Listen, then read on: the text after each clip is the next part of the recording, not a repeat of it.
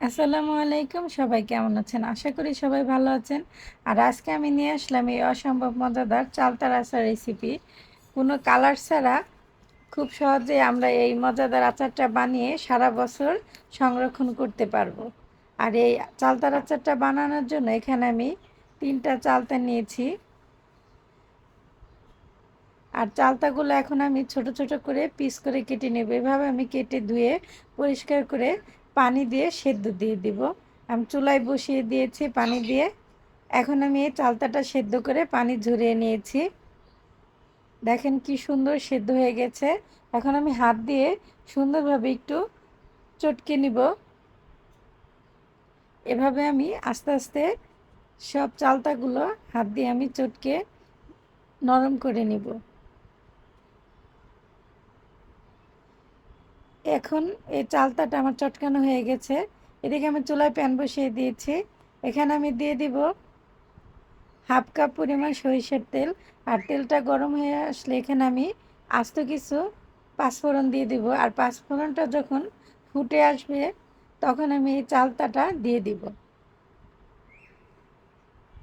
চালতা দিয়ে আমি তেল দিয়ে একটু ভেজে নিব নেড়ে চেড়ে। এই চালতার আচারটা আমি এখন একটু ভেজে নেব। ভাজা হয়ে গেলে আমি চিনি দিয়ে দিব। এই 3টা চালতার আচারের জন্য আমি হাফ কেজি চিনি ব্যবহার করব। কিন্তু প্রথমে আমি বেশি অর্ধেক চিনি দিয়ে দিব আর বাকিটুকু রেখে দিব, মিষ্টিটা চেক করে দিব। এখন আমি দিয়ে দিব হাফ চা চামচ হলুদের গুঁড়া আর 1 টেবিল চামচ চিলি ফ্লেক্স দিয়ে আমি নেড়ে চেড়ে মিশিয়ে নিব। আর এখানে আমি 3টা চালতা আচার বানিয়েছি। আমার সপ্তাহখানিক এর মধ্যে শেষ হয়ে যাবে, তাই এখানে আমি ভিনেগার অ্যাড করি নাই। আর আপনারা যদি 6 মাস বা 1 বছরের জন্য রাখতে চান বেশি করে বানাতে, তখন এই সময় আপনারা হাফ কাপ পরিমাণ ভিনেগার দিয়ে দিবেন।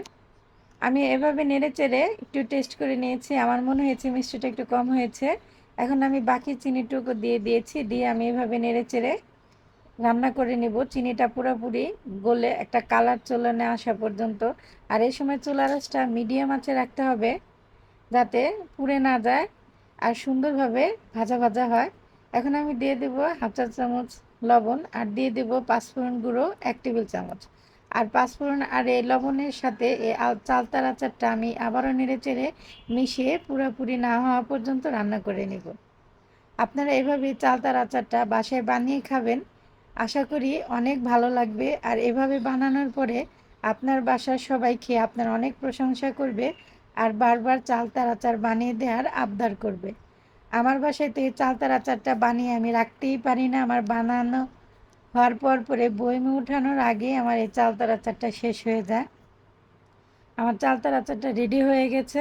দেখেন কালারটা কত সুন্দর এসেছে আর একবারে মাখা মাখা হয়েছে। এখন আমি ঠান্ডা করে বয়মে রেখে দিব। আর এই আচারটা বয়মে ভরে নর্মাল ফ্রিজে আপনারা রেখে দিয়ে সংরক্ষণ করতে পারেন।